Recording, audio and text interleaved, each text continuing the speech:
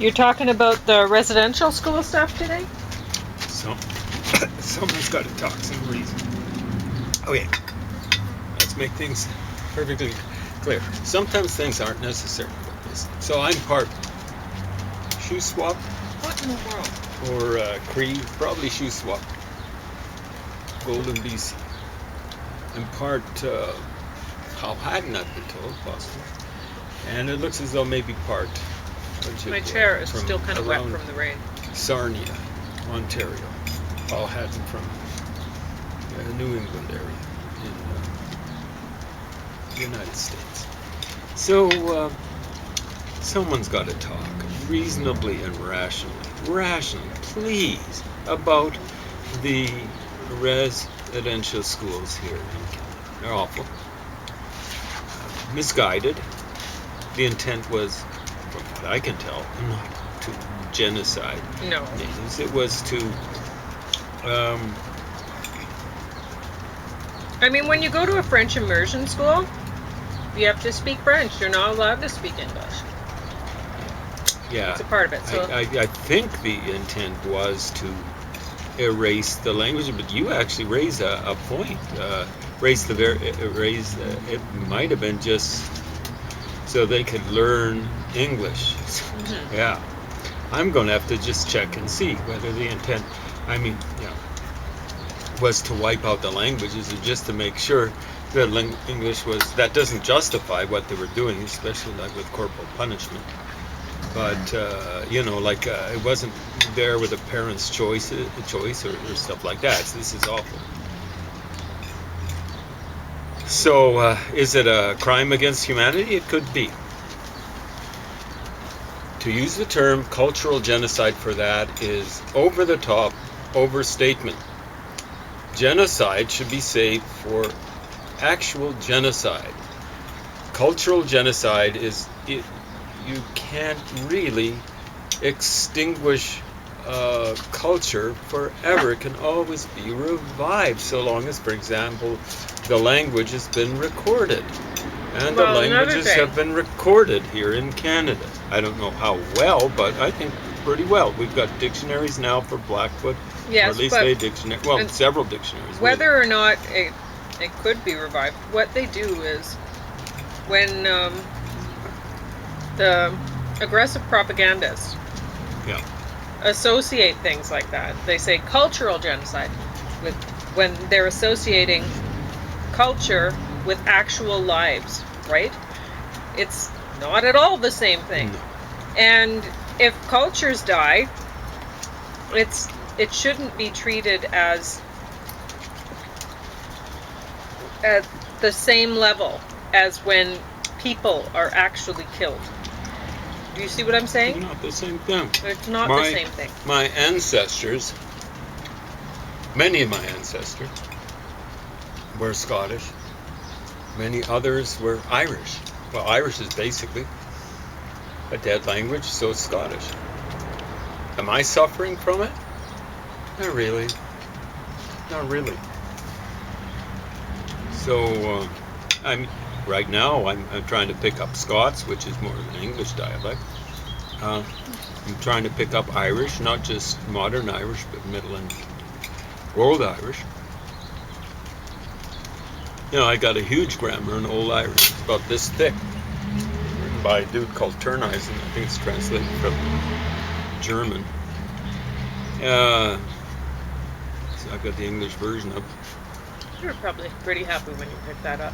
Yeah, I picked it up in New York at a specialty, New York City, specialty Irish shop. It's just, I think it was an Irish bookshop. I'm just going to say Irish. A lot of Irish people of Irish ancestry ended up in New York. A lot ended up a lot of other places, Boston, so on and so forth. Some in Montreal. Let me guess, you want feta, right, Paris?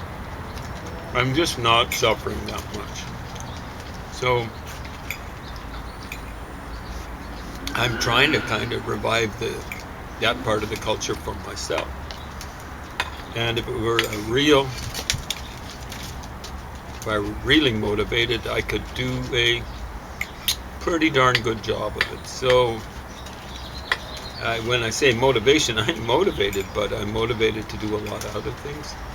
And I've only got so much time to do it. I've got cancer. I'm not terminal, but I could be any old day. You could say, okay, I mean, I've got an appointment about a week from now, a little over a week.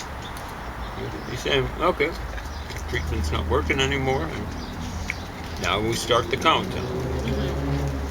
If that started, I'd have on the outside, very optimistically, 4 years. Basically 4 years of misery. So 3 years, 2 years would be more. Things have been realistic. good so far, though. Good enough. I mean, my back's all smashed. Yeah. So what we're hearing now is from a place in southeastern Saskatchewan. Now the chief there was being relatively responsible. I think it was the chief, the source on CBC. He was saying, well, adults were buried here as well. But he's not saying roughly how many. So the CBC was saying, this was on, there was one report saying, it was on a res school. A better report seemed to indicate it was next to adjoining. Okay. So I don't know what all was there at the complex. Was it just a res school? I bet it was a church, too. Oh, I bet you there was a church there. And that really, the graveyard, the cemetery, would have been adjoining the church. Would have been adjoining the church. So the chief kind of hinted it was on kind of like a Roman Catholic, not so much land. It would have been on the reserve, but it was a Roman Catholic institution. I didn't say exactly what it was, but it wasn't. From what I could tell, what he's saying, it wasn't just the school. So this school in southeastern Saskatchewan, South Saskatchewan, I think they were saying east Saskatchewan, was open roughly for 100 years.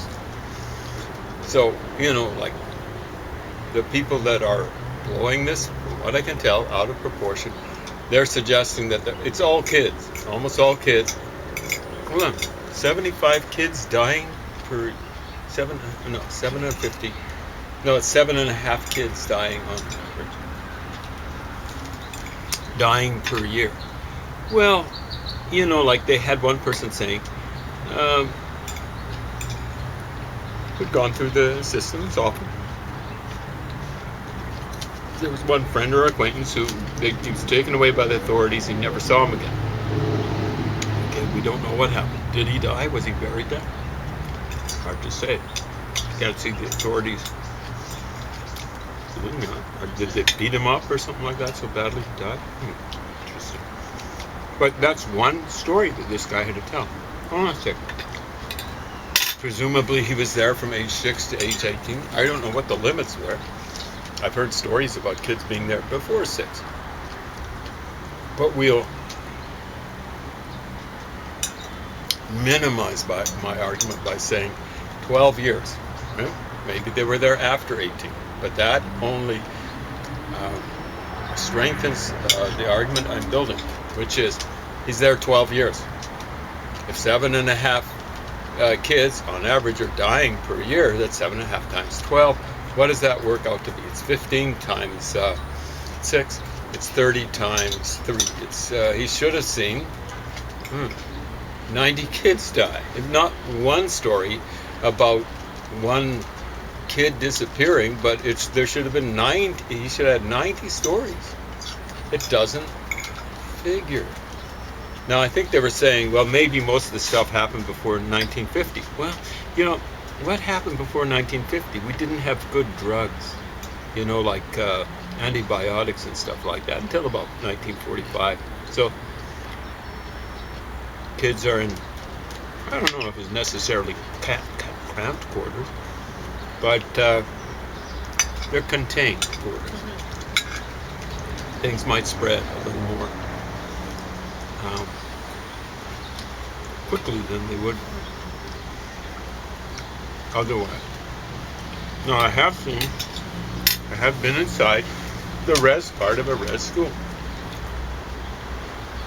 I used to play basketball for a Mormon community basketball team, high school, and junior high too. And we go out to the St. Mary's Reserve, that's what it's called. And I think it was the place was called, well, St. Mary's, the high school. I'm not sure. Anyway, one time, there were Mormon kids that on my team got along well with the natives, indigenous people. And one time, the guys for the opposing basketball team invited us down into their residential area. I was going, wow. I didn't know there'd be issues about residential schools. I didn't know. I mean, just in high school, you don't know what's happening, that the kids are forced to be there or what. I don't know. You know, all that sort of stuff. I didn't know about the kind of abuse that was being dished out, not in Catholic schools, not just on reserves. I don't know about the level of it, but I've heard sense about abuse happening in Catholic schools with just like in cities and things like that, amongst the mixed population, Catholics. So I was looking, wow, they had a whirlpool in there, as I recall. Something like that. It was really fancy. The washrooms that they had down there, you know, the kids didn't have to go out to outhouse. It looked fancy, and I was going, wow, this makes what they've got in this Mormon community I lived in look like pretty backward. So now that was about a little after 1970, or even a little bit before 1970. So you know, it doesn't go back way, you know, like 100 years ago and things like that. But you know, we're hearing about neglect and all this sort of stuff, and I'm going, talking about, I guess, you know, I was going, wow, you know, like this looks pretty high tech. Stuff, but I mean, they were getting fed. They were getting. I mean, maybe it was not good, but I'm going to be checking out with someone who. I don't think anybody has said, "Oh yeah, it was a great place to go to the restaurant." But institutional food is pretty garbage. Yeah, but I don't know. I mean, it is good to. I think it's good to have lunchroom programs for kids.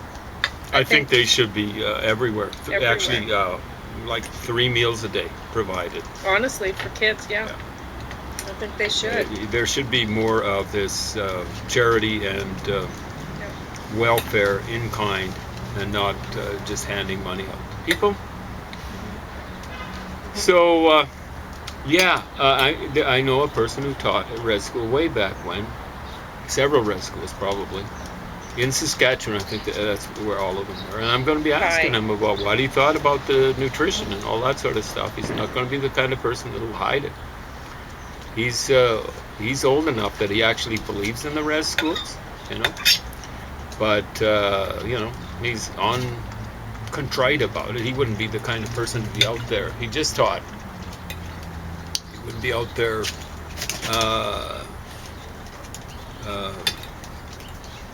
you know, roping the kids in. He wouldn't be part of that. And he actually married a woman who was part indigenous. So, you know, like all you people are just like getting all steamed up. Oh, he's got to be racist. Please, you know, like spare it, you know. Spare us at least. You can say that in your nightmares or whatever, but you know, like don't go that route with me. Elvis, settle down. And with my source, he married an indigenous. Now, part Native or part African American too. Interesting. Anyway, you know, like what should be happening in this place, instead of saying we've got radar or underground sensing that indicates there's 751 corpses, they actually shouldn't have reported it. That should have been preliminary. What they should have done is got some archaeological stuff out and dug this stuff up. Now what I'm predicting is when they find out, when they actually dig some bodies and they find out it is nothing to write home about, or nothing to write the whole world about, or say the whole world's watching, then they're going to be saying, We're not allowing you to dig it up. Yeah. We're just going to Well- use ground sensing radar, and you'll have to trust us that they're all children. Yeah, so that's my prediction. Don't Or go that it was route a genocide. because people will Because see honestly- see through that. Yeah, that's the problem. Is there was one I think it was a chief who was saying when this is all done, then the whole world is going to see Canada as the country that exterminated or genocided their natives. And it's like, okay, you shouldn't have said that, because now you're motivated to actually prove that, even when you find out it's not the case or whatever. I mean, you can't have guilty until proven innocent. It doesn't work that way. Well, it's not supposed to work that way with individuals, but with society you can kind of do it It's with impunity. But you can't do it with impunity. What's happening is this is happening in the United States, Canada. well, it's a problem because I don't want to see the native people ending up not being protected because soon there will not be I mean, Caucasian people are not reproducing at high levels globally. It's pretty close to zero growth. Yeah. So who's going to be in the majority soon in Canada? Who knows? What culture, I mean. And We it's just have to hope it's a pretty mix, safe but- bet that from looking around the world, I mean, if you look around the world at how other cultures treat their natives, Cultures, not colors. that's going to be pretty much guess that those cultures are moving here, and the future's not looking good for natives here. So If- natives in You don't want the Caucasian people to not be wanting to protect you. the natives in Iraq are called Kurds. Okay, they've been borderline genocided in most of your people's lifetime. There are some natives, I suspect they're of Kurdish extraction, who aren't even Muslim. Some of them are called Yazidi. I think they're Kurdish, but they're in Syria, the ones that are left. They were genocided, or an attempt was made on them this millennium. Real genocide, not cultural genocide, with the women taken as sex slaves, concubines. Let's use a euphemism. Let's not. Sex slaves, men killed, children presumably taken into slavery. Absolutely shameful. This stuff is happening not everywhere around the world, but lots of places around the world. I'm not just going to single out ISIS for the crimes against humanity that they've been doing, war crimes and all that sort of stuff.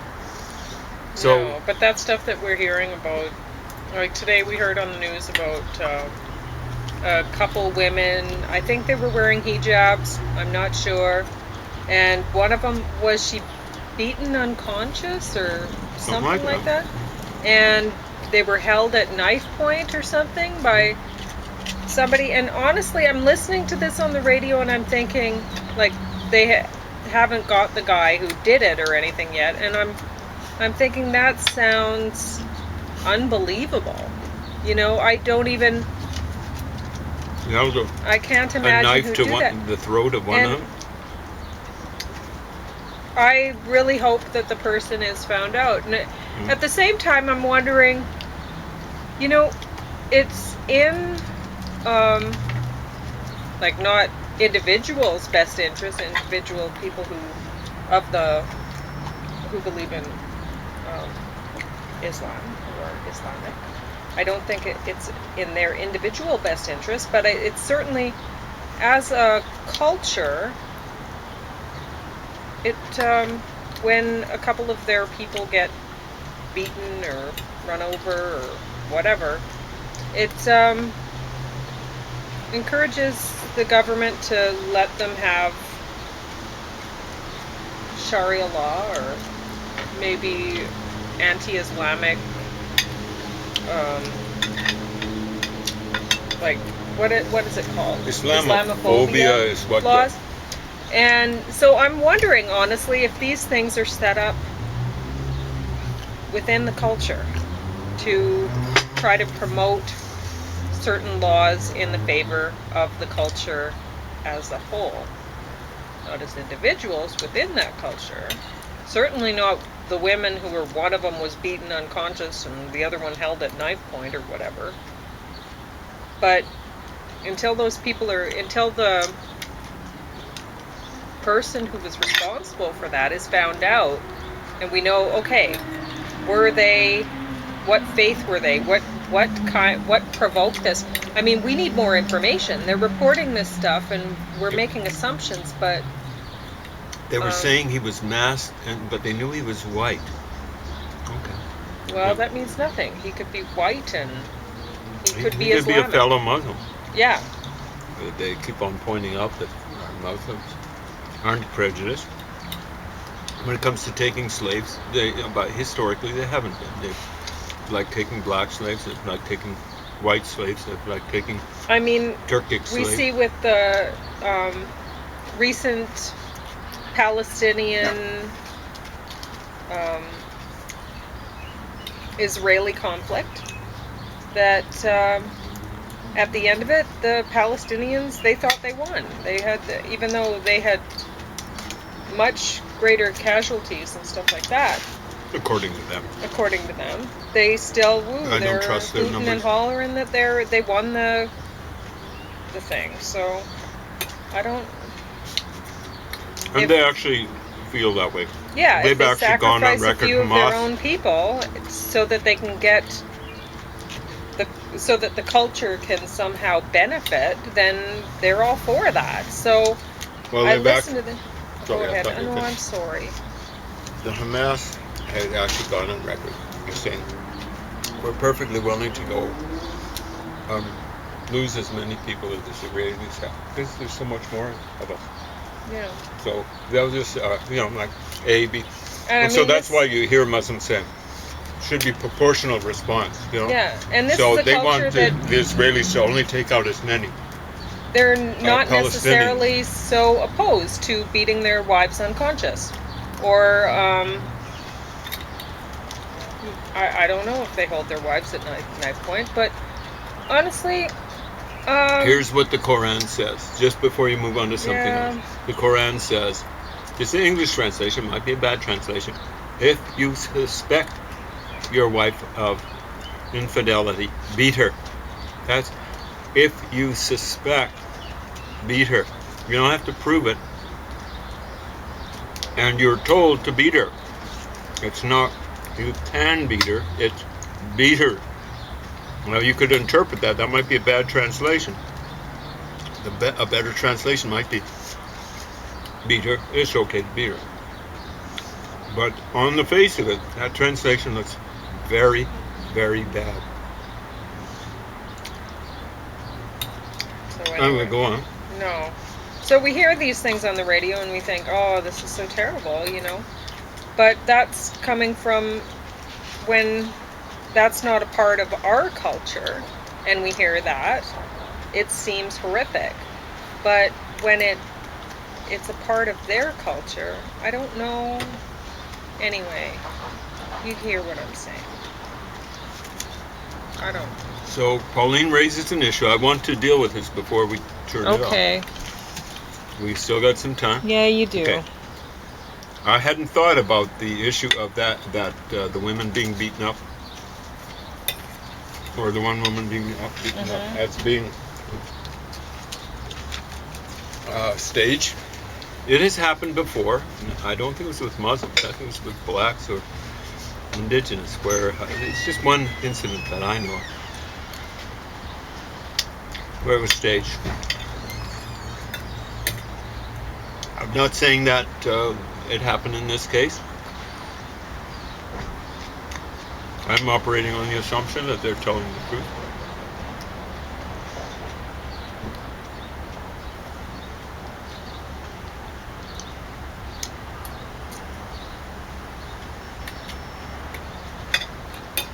But I do want consistency. When Canadian society is called into question after a couple of incidents, London, Ontario, where was the second one? Edmonton. The number of incidents like this, way worse, around the world, committed by Muslims is stunning. Absolutely stunning. Particularly against Christians and Jews. Oh, well, there's a lot committed against their fellow Muslims. The vast majority. You know, like, that society has to be called into question. Just like Canadian society. Anyone who sees a system or people who represent to them a system that they don't like, it's shameful when they take the law into their own hands. Vigilantism is horrendous. So, I want to see it condemned across the board. And it doesn't matter to single out white Canadians. They should be condemned.